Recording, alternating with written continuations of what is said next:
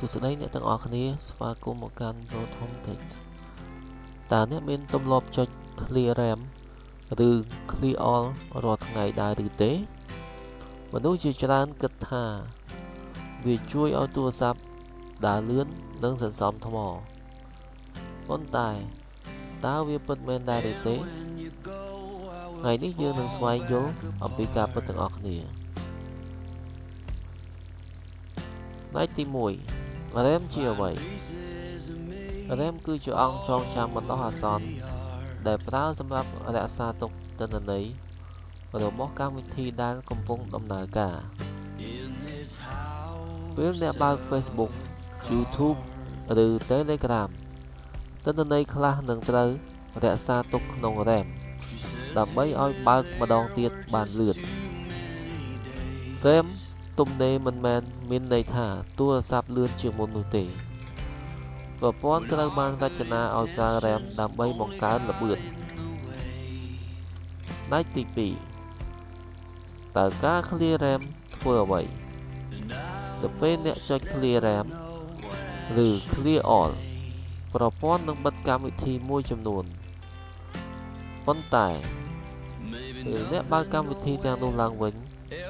វាត្រូវផ្ទុកទិន្នន័យសារជាថ្មីព្រោះវាមានន័យថា CPU និង RAM ត្រូវធ្វើការបន្ថែមហើយពេលខ្លះអាចប្រើថាមពលច្រើនជាងទុកក្នុងទុកកម្មវិធីដែលប្រព័ន្ធបានផ្អាករួចទី3តើគួរចុច Clear RAM រាល់ថ្ងៃឬទេចម្លើយគឺមិនចាំបាច់ទេ Android និង iPhone សម័យថ្មីអាចគ្រប់គ្រង RAM បានដោយស្វ័យប្រវត្តិប្រសិនបើ RAM ត្រូវការសម្រាប់កម្មវិធីថ្មីប្រព័ន្ធនឹងបញ្ចេញ RAM ដោយខ្លួនឯងផ្នែកទី4ពេលណាគួរចុច Clear RAM អ្នកគួរធ្វើនៅពេលកម្មវិធីជាប់គាំងកម្មវិធីមិនឆ្លើយតបកម្មវិធីមានបញ្ហាបន្ទាប់ពីអាប់ដេតកម្មវិធីមួយចំនួនបើមានបញ្ហាដំណើរការ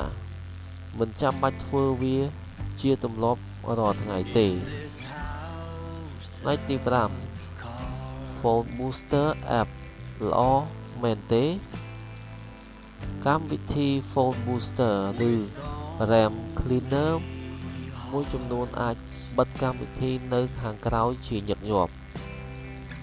សម្រាប់ទូរស័ព្ទសម័យថ្មីជាទូទៅមិនចាំបាច់ទេព្រោះ Android និង iPhone មានប្រព័ន្ធគ្រប់គ្រង RAM រួចទៅហើយបើអ្នកដំឡើងកម្មវិធីច្រើនពេកវាអាចប្រើ storage និងធនធានប្រព័ន្ធដោយមិនចាំបាច់សរុបមកបើអ្នកចង់ឲ្យទូរស័ព្ទដំណើរការល្អកុំចុច Clear RAM រាល់ថ្ងៃលុបកម្មវិធីដែលមិនបានប្រើទុក storage ឲ្យនៅសល់គ្រប់គ្រាន់អាប់ដេតប្រព័ន្ធនិងកម្មវិធីជាប្រចាំបើវីដេអូនេះជួយអ្នកឲ្យយល់ច្បាស់សូមចុច Like Subscribe